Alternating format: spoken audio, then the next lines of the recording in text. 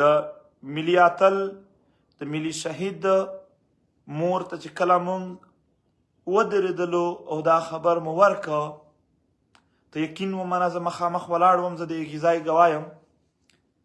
دوی وخندل. ما بیا مخ ورچک کړ، ما ویل کیدی شي زه خطا م ویې ګوره.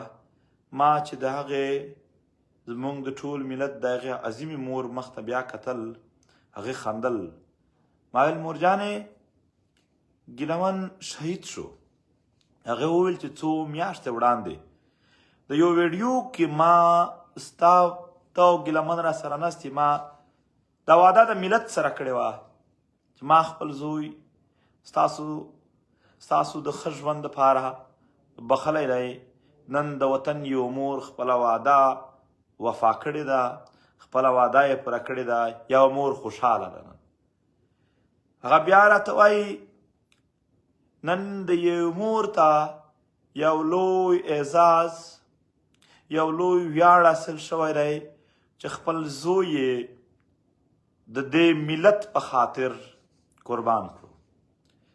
او هغې درېیمه خبره ما ته دا وکړله چې زما زوی یوازې زوی نه، دا د ټول افغان ملت، د ټول پښتون ملت زوی و، ورور و، د دغې خاوره د دغې وطن زموږ مور ده. او بیا یې ډېر ډېر په جرت سره، ډېر د خندا په غږ کې په جرت کې وویل چې مشه زما صحت اوس دومره نه دی، خو هر چېرته چې وي هم زه هم تیاره یم. هېڅکله خپله خاوره باندې غلامي منلو ته موږ تیار نه یو.